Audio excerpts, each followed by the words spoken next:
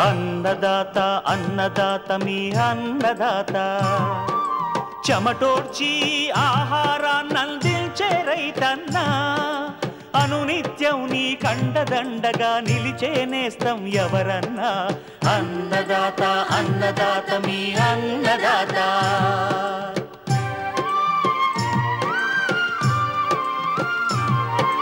నూతన రీతుల సాగుబడికి నూరింతలు పెరిగే దిగుబడికి సూచనలిచ్చే సస్య రక్షణకు పశు పోషణకి శాస్త్ర విజ్ఞానం అందించి ముందుకు నడిపే తెలుగు రైతు భారతదేశానికి మకుటం అయ్యేలా తీర్చిదిద్దే ఆశయంతో మిమ్ము మేలు కొలిపేది అన్నదాత అన్నదాత అన్నదాత మీ అన్నదాత అన్నదాత అన్నదాత మీ అన్నదాత. అన్నదాత ప్రేక్షకులకు నమస్కారం. ఈనాటి ముఖ్యాంశాలు: వరి కోతలు, నూర్పిళ్లకు యంత్రాల వాడకం,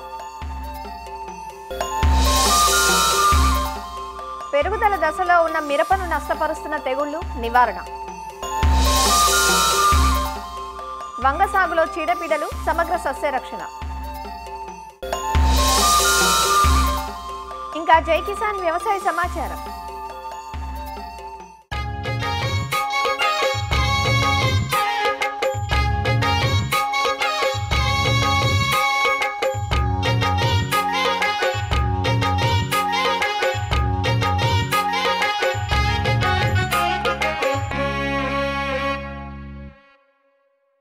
వరి సాగులో నాట్ల నుంచి నూర్చే వరకు రైతులు ఎదుర్కొంటున్న ప్రధాన సమస్య కూలీల కొరత.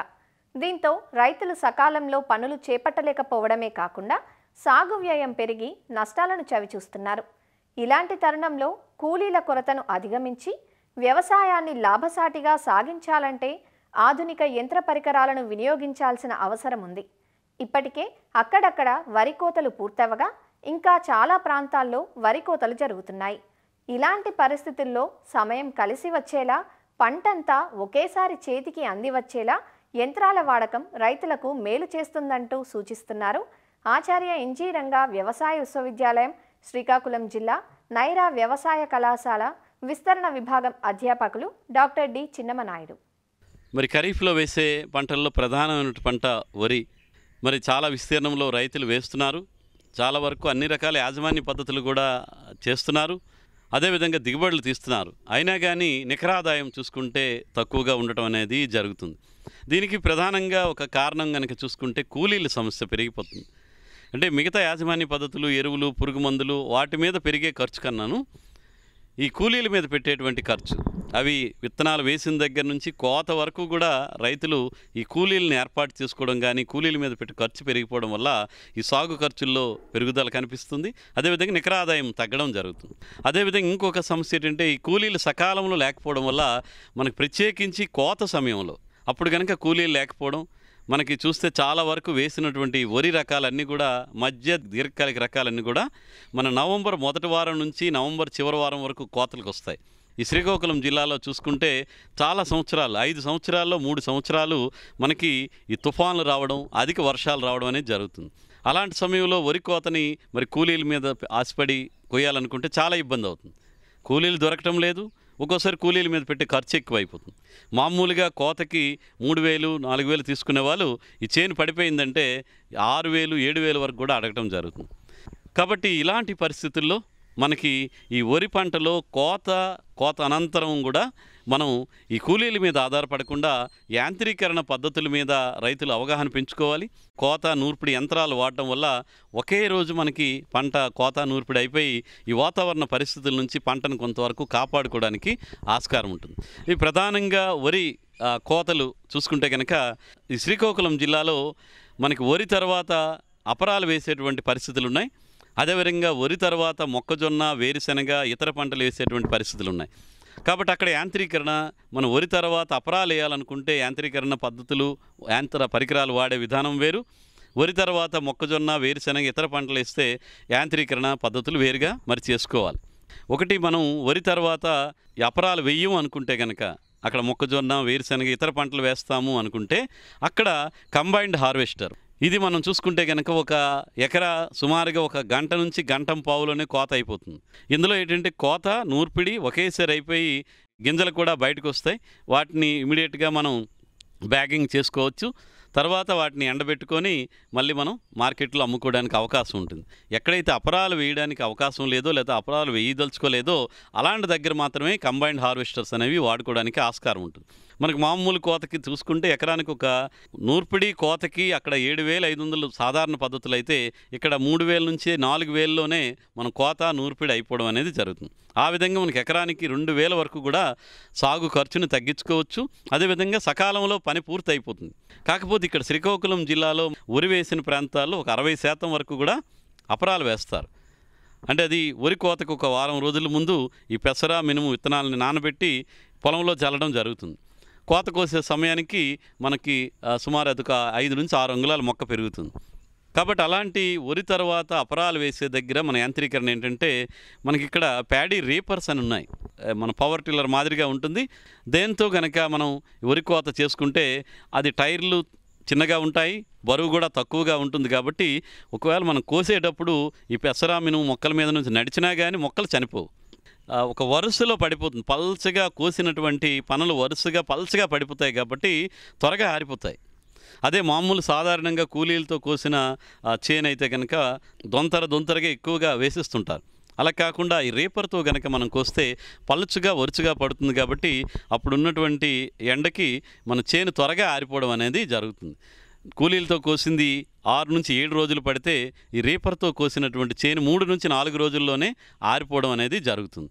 అదేవిధంగా అక్కడ వేసిన పెసరా మినుము కూడా ఎటువంటి నష్టం కలగకుండా ఉంటుంది. కాబట్టి ఇలాగ పెసరా మినుము వేసిన దగ్గర రేపర్ను వాడి తర్వాత ఆ చేను అంతా కూడా కలెక్ట్ చేసుకొని మనం ఒక చిన్న కుప్పలుగా వేసుకోవడం కానీ తదుపరి ప్యాడీ నూర్పిడి యంత్రాన్ని వాడుకొని దాన్ని నూర్పిడి చేసుకోవడానికి ఆస్కారం ఉంటుంది. రేపర్తో కోసేటప్పుడు కూడా మనకి ఎకరానికి 2,800 నుంచి 3,000 వరకు తీసుకుంటారు. అదేవిధంగా థ్రెషింగ్ కనుక చూసుకుంటే ఎకరా నూర్పిడి చేయడానికి 1,500 నుంచి 2,000 వరకు తీసుకుంటారు. సో ఈ విధంగా మొత్తం చూసినా కానీ మనకి 3+2 5,500కి పూర్తయిపోతాయి. కాకపోతే ఇక్కడ ఒక జాగ్రత్తలు కూడా తీసుకోవాలి. మనం కనుక కంబైన్డ్ హార్వెస్టర్తో కనుక నూర్పిడి చేయాలనుకున్నప్పుడు పెసరా మినుము వేయినటువంటి పొలాల్లో కోతకి 6 నుంచి 10 రోజుల ముందే నీరు ఆపేయాలి. లేకపోతే బురదగా ఉందంటే కంబైన్డ్ హార్వెస్టర్ నడవడానికి ఎక్కువ టైం పట్టేస్తుంది. అదేవిధంగా కంబైన్డ్ హార్వెస్టర్ ఆ పొలాల్లో దిగిపోవడం జరుగుతుంది. లోతు అయినటువంటి చాలు పడిపోతాయి. తదుపరి మనం దుక్కు చేసేటప్పుడు కానీ వేరే పంటలు వేసేటప్పుడు కొంచెం ఇబ్బందిగా ఉంటుంది. కాబట్టి కంబైన్డ్ హార్వెస్టర్తో కానీ రేపర్తో మనం హార్వెస్టింగ్ చేసేవాళ్ళు తప్పనిసరిగా పొలంలో నీరు తగ్గించేయాలి. అదేవిధంగా గింజలు ఆరబెట్టడానికి కూడా వాతావరణ పరిస్థితులు కనుక సరిగా అనుకూలం లేకపోతే ఇప్పుడు డ్రయర్స్ కూడా అందుబాటులోకి వచ్చాయి. కాకపోతే అంతమంది రైతులకి అందుబాటులో లేవు. ఈ డ్రయర్స్ వల్ల కూడా ఏంటంటే కోత కోసినటువంటి కంబైన్డ్ హార్వెస్ట్లో కోత కోసినటువంటి చేనులో మనకి 21 నుంచి 22% తేమ ఉంటుంది. మనం నిల్వ చేసుకోవాలనుకుంటే 14-13%, 15 లోపు తేమ శాతం ఉండేటట్టు ఆరబెట్టాలి. మరి ఆరబెట్టడానికి సరైనటువంటి అవకాశం లేనప్పుడు వాతావరణ పరిస్థితులు అనుకూలంగా లేకపోతే విత్తనాలు, గింజలు ఆరబెట్టడానికి ప్యాడీ డ్రయర్స్ అని కూడా ఎండబెట్టే యంత్ర పరికరాలు కూడా అందుబాటులోకి వచ్చాయి. వీలైన వాళ్ళు అవి వాడుకోవడానికి ప్రయత్నం చేయాలి. ఇప్పటికే చాలా దగ్గరలో ఈ కంబైన్డ్ హార్వెస్టర్లు కస్టమ్ హైరింగ్ సెంటర్స్లో ఉన్నాయి. ఆ యంత్ర పరికరాలను వాడి మనం వరి వ్యవసాయంలో కోత నూర్పిడి చేస్తే ఒక సాగు ఖర్చులు తగ్గడం, వాతావరణ పరిస్థితుల్లో పంట నష్టపోకుండా ఉండడం, కూలీల మీద ఆధారపడకుండా వరి వ్యవసాయం చేయడానికి ఆస్కారం ఉంటుంది.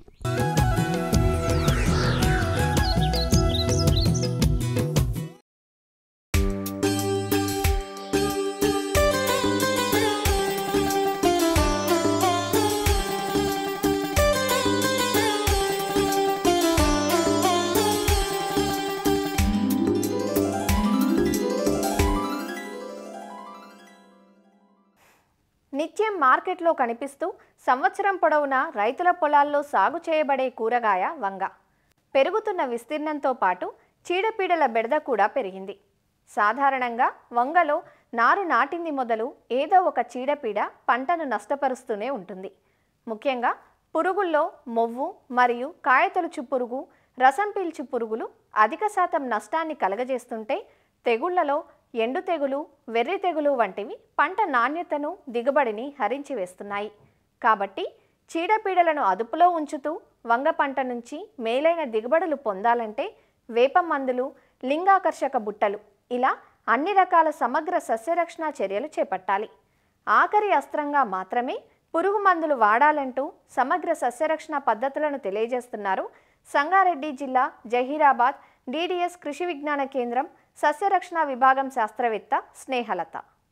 ఇప్పుడు మన భారతదేశంలో ప్రాచీన కాలం నుండి సాగు చేస్తున్న కూరగాయల్లో వంగ పంట ఒకటి. ఈ పంట అన్ని ఋతువుల్లో కూడా మనం సాగు చేయదగ్గ పంట ఇది. అట్లనే చౌడును కూడా ఎక్కువ మటుకు తట్టుకుంటుంది. చీడపీడలకు అనుగుణంగా ఉండే ఈ పంటలో మనకి రకరకాల పురుగులు రావడం అనేది సహజమే. కానీ సరైన సమయంలో సమగ్ర సస్యరక్షణ విధానాలు అనేవి పాటించక కూడా రైతులు దిగుబడుల్లో కొంచెం ప్రభావం అనేది చూడడం అనేది జరుగుతుందన్నమాట.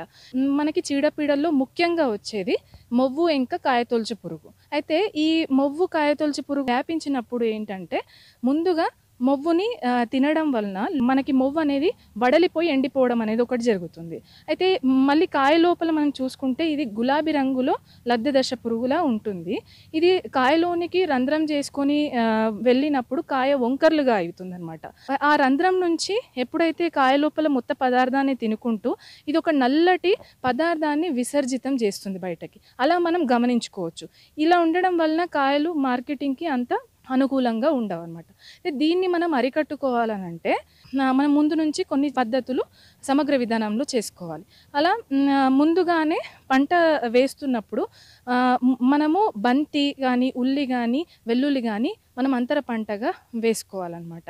అలాగే దీంతో పాటు మనం ఈ పురుగు ఉద్రిక్తత తెలుసుకోవాలి అని అంటే లింగాకర్షక బుట్టలు అనేవి ఒక 4 నుంచి 5 అక్కడక్కడ అమర్చుకోవడం వలన వీటిలో ఎన్ని రెక్కల పురుగులు పడుతున్నాయి అనే దాన్ని బట్టి మనం పిచికారీ చర్యలు అనేది చేపట్టాలి. అయితే మనం ఎక్కువ మోతాదులో అంటే మాస్ ట్రాపింగ్ అని అంటాం. మాస్ ట్రాపింగ్ అనేది చేసుకోవాలనంటే ఈ లింగాకర్షక బుట్టలు అనేవి 25 నుంచి 30 దాకా అక్కడక్కడ ఎకరానికి పంటలో అమర్చుకున్నట్లయితే ఎక్కువ పురుగులు దాంట్లో పడడం వలన కూడా పురుగు ఉద్రిక్తత అనేది తగ్గిపోతుంది అనమాట. దీనికి ట్రైకోకార్డ్స్ అనేవి ఉంటాయి. ట్రైకోకార్డ్స్ అనేవి మనకి రైతు మిత్ర పురుగు అని అంటాం దాన్ని. అయితే ఆ ట్రైకోకార్డ్ మీద ఈ రైతు మిత్ర పురుగు యొక్క గుడ్లు అనేవి అమర్చి ఉంటాయి. ఒక 2000 గుడ్లు ఒక ఎకరానికి గనక మనం వదులుకున్నట్లయితే ఆ గుడ్ల నుంచి పొదిగిన రెక్కల పురుగు ఏదైతే ఉంటుందో ఈ మొవ్వు కాయతొలుచు పురుగు అంటే లద్దె దశను చంపి తినడం వలన పురుగు ఉద్రిక్తత అక్కడ తగ్గుతుంది. ఇంకొకటి మనము వేప నూనె 10,000 ppm ఒక 2 మిల్లీలీటర్లు లీటర్ నీటికి కలిపి పిచికారీ చేసుకోవడం వలన ఈ రెక్కల పురుగు అనేది గుడ్లు ఏదైతే పెడుతూ ఉంటుందో ఆ గుడ్లను పగలగొట్టే శక్తి వేపలో ఉంటుంది. అలాగే మనం కొన్ని మంచి సూక్ష్మాలు ఉంటాయి.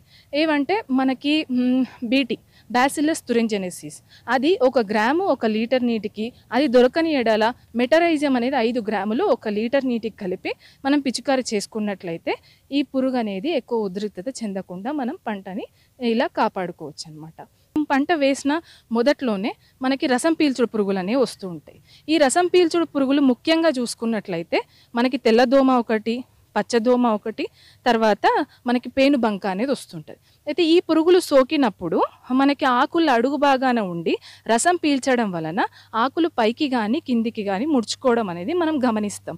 అలా అయిన ఆకులు పచ్చగా అయిపోయి వడలిపోయి రాలిపోవడం అనేది జరుగుతుంది అనమాట. అయితే ముఖ్యంగా ఈ పచ్చదోమ ఏంటంటే వెర్రి తెగుళ్ళు అని అంటాం మనం. వెర్రి తెగుళ్ళు అనేవి ఇంగ్లీష్లో మనం లిటిల్ లీఫ్ ఆఫ్ బ్రింజాల్ అని అంటాం. ఆ తెగుళ్ళని వ్యాపింపజేస్తుంది అనమాట. కాబట్టి ముందు నుండే మనం చేసుకోవాల్సిన జాగ్రత్తలు ఏంటంటే మనము అక్కడక్కడ ఒక 25 నుంచి 30 జిగురా కట్టలు అమర్చుకోవడం వల్ల వీటికి ఆకర్షితమయ్యి అక్కడ కొంతవరకు పురుగు ఉద్రిక్తత మనం తగ్గించుకోవచ్చు. అలాగే వేపగింజల కషాయం అనేది 5% మనం పిచికారీ చేసుకున్నట్లయితే ఈ పురుగు ఉద్రిక్తత అనేది తగ్గించుకోవచ్చు. ఈ వంగ పంటలో తెగుళ్ళని చూసుకున్నట్లయితే ఎండు తెగుళ్ళు ఒకటి ప్రధాన సమస్య. ఈ ఎండు తెగుళ్ళు వచ్చినప్పుడు మొక్క అంటే వేరు దగ్గర నుంచి పైకి మొత్తం వడిలిపోయి ఎండిపోవడం అనేది మనం గమనిస్తాం అనమాట. అలా చూసిన ఎడల వెంటనే ఆ మొక్కను తీసి దూరంగా పడేయడము, అది కాల్చేయడం అనేది చెయ్యాలి. ఆ తర్వాత ఏంటంటే మనకి స్ట్రెప్టోసైక్లిన్ అనేది 5 నుంచి 10 గ్రాములు ఒక 4 లీటర్ల నీటిలో కలిపి అది పిచికారీ చేసుకోవాలి. ఒకవేళ ఆ మొక్క ఎక్కడైతే తీసేస్తామో అక్కడ ట్రైకోడర్మా అనేది ఒక 10 గ్రాములు ఒక లీటర్ నీటికి కలిపి మనం మొదళ్ళు అనేది తడపాలన్నమాట. అట్లయితే ఆ వ్యాధి అనేది అక్కడ నుంచి ఇంకో దగ్గర వ్యాపించకుండా కాపాడుకోవచ్చు. ఇంకొక తెగులు తీసుకున్నట్లయితే వెర్రి తెగులు, అది పచ్చదోమ ద్వారా వ్యాపిస్తూ ఉంటుంది. అలాగే ఈ వెర్రి తెగులు సోకిన మొక్క ఆకులు అనేవి సన్నగా అయిపోయి మనకి చీపురుగట్ట మాదిరిలాగా చెట్టు తయారవుతుంది అనమాట. ఇలా చూసిన వెంటనే ఈ మొక్కలను తీసి దూరంగా పడేయడం ఒకటి చెయ్యాలి. ఇది పచ్చదోమ ద్వారా వ్యాపిస్తుంది గనక మనము ఖచ్చితంగా దీనికి జిగురా కట్టలు లాంటివి పెట్టుకోవడం, తర్వాత వేప నూనె లాంటివి స్ప్రే చేయడం అనేది ఒకటి చేసుకోవాలి. అట్లానే నారు మడి నుంచి నారు తీసిన వెంటనే మనకి టెట్రాసైక్లిన్ అనేది ఆ ద్రవణంలో ఈ నారును ఒక 30 నిమిషాలు పెట్టి నాటుకున్నట్లయితే ఇలాంటి వ్యాధులను కూడా మనము అరికట్టుకోవచ్చు అనమాట. అలాగే బ్లీచింగ్ పౌడర్ అనేది ఒక 6 కేజీలు ఎకరానికి అట్లా మనం చల్లుకున్నట్టయితే కూడా ఇలాంటి తెగుళ్ళ నుంచి మనం పంటని కాపాడుకోవచ్చు. ఇలా మంచిగా సమగ్ర సస్యరక్షణ విధానాలన్నీ చేసుకుంటూ ఈ చీడపీడల బారి నుండి పంటను కాపాడుకొని మంచి దిగుబడులు అనేవి సాధిస్తారని కోరుకుంటున్నాను.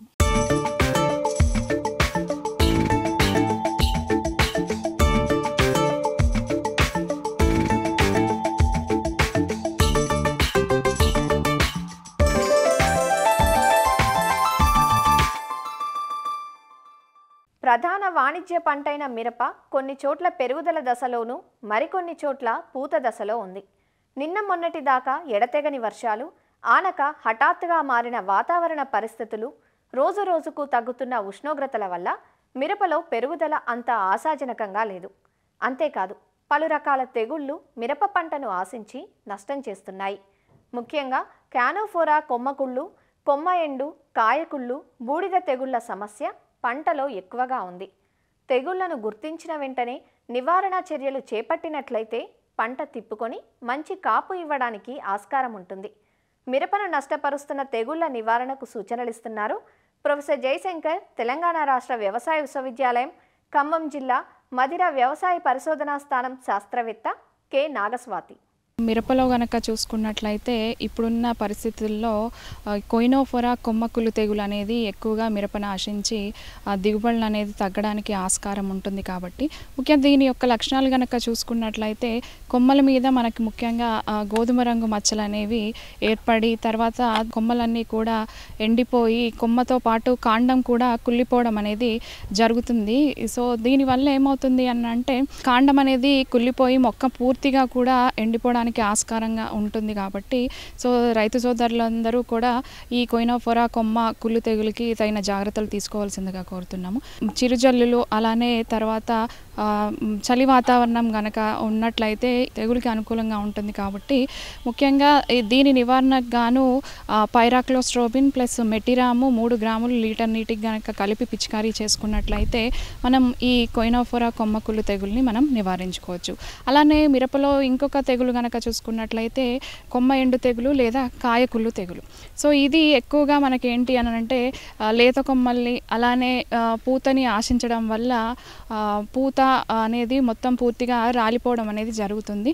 తర్వాత దీని యొక్క లక్షణాలు కనుక చూసుకున్నట్లయితే ఎక్కువగా కొమ్మల మీద గోధుమ రంగు మచ్చలు అనేవి ఏర్పడి అలానే ఆ మచ్చలు అనేవి కూడా కిందికి సాగి అంటే పొడవుగా ఏర్పడడం వల్ల మధ్యలో మనకి ఒక నల్ల మచ్చలాగా మనకి గమనించడం అనేది జరుగుతుందన్నమాట. ముఖ్యమైన లక్షణం కనుక చూసుకున్నట్లయితే అది ఈ కొమ్మ చివర్ల నుండి మనకి ఎండిపోవడం అనేది జరుగుతుంది. కొమ్మ చివర్ల నుండి ఎండి కింద వరకు కూడా మనకి కొమ్మ అనేది మొత్తం పూర్తిగా ఎండిపోవడం అనేది దీని యొక్క ముఖ్య లక్షణము. తర్వాత ఇది కొమ్మల్నే కాకుండా మనకి పూతని అలానే కాయలు ఏర్పడిన తర్వాత కూడా కాయల మీద మచ్చలు కూడా మనం గమనించడం జరుగుతుందన్నమాట.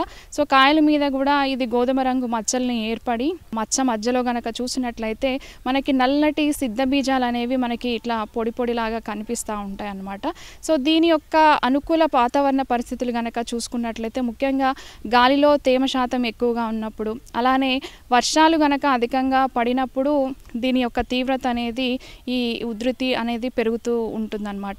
సో దీని నివారణకు గాను మనం కాపర్ ఆక్సీక్లోరైడ్ 3 గ్రాములు లేదా మ్యాంకోజెప్ 2.5 గ్రాములు లేకపోతే ట్రైఫ్లాక్సీస్ట్రోబిన్ ప్లస్ టెబుకొనజోల్ ఇది కాంబినేషన్. ఇది వచ్చేసి మనకి 0.8 గ్రాములు లీటర్ నీటికి లేదా ప్రొపికొనజోల్ 1 మిల్లీ లీటర్ నీటికి గనక కలిపి పిచికారీ చేసుకున్నట్లయితే కొమ్మ ఎండు తెగులు లేదా కాయ కుళ్ళు తెగుల్ని మనం నివారించుకోవచ్చు. అలానే ఈ చలి ప్రభావాల పరిస్థితుల్లో అక్కడక్కడ కూడా మిరపలో మనకి బూడిద తెగులు కూడా ఆశించే అవకాశం ఉంటుంది. సో ఈ బూడిద తెగులు యొక్క లక్షణాలు మనం గనక చూసుకున్నట్లయితే ఆకుల అడుగు భాగంలో మనకి తెల్లటి బూడిద లాంటి మచ్చలు అనేవి ఏర్పడతా ఉంటాయి.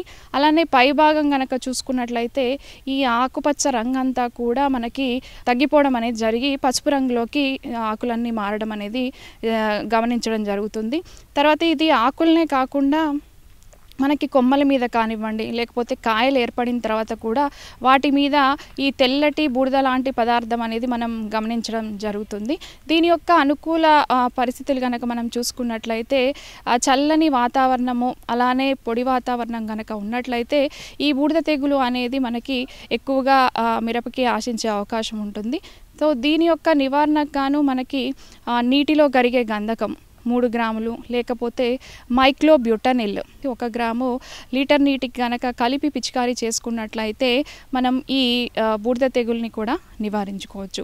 అలానే ఈ చలి ప్రభావం వల్ల మనకి మిరపలో ఏంటంటే మనకి అడుగు మందులు వేసినా కూడా ఒక్కొక్కసారి పంట అనేది తీసుకోలేని పరిస్థితులు ఉంటుంది. కాబట్టి పైపాటుగా మనకి 319 అయితే ఒక 5 గ్రాములు లేదా 13,045 2 గ్రాములు లీటర్ నీటికి కలిపి కనుక మనం పిచికారీ చేసుకున్నట్లయితే సో మొక్క అనేది మనకి ఎదగడంతో పాటు ఈ చలి ప్రభావం వల్ల మనకి మిరపలో ఏంటంటే ఆకులన్నీ పసుపు రంగులోకి మారిపోయి పండాకులాగా మారిపోయి రాలిపోవడం అనేది మనం గమనిస్తూ ఉంటాం. కాబట్టి సో దయచేసి రైతు సోదరులందరూ కూడా ఈ యొక్క తెగుల్ని గుర్తించి వాటికి ఎలాంటి యాజమాన్య పద్ధతులు తీసుకోవాలన్నది కనుక మనం చేసుకుంటే ఈ మిరపలో మనము అధిక దిగుబడులు సాధించవచ్చు అని తెలియజేస్తున్నాను.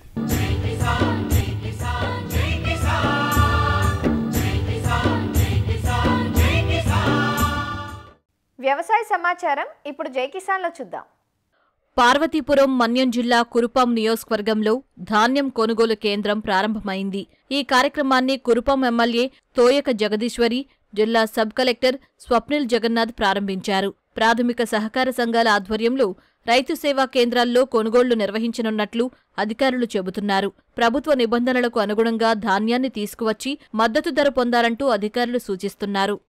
కురుపాం నియోజకవర్గంలో ధాన్యం కొనుగోలు సెంటర్ ప్రారంభించడం జరిగింది.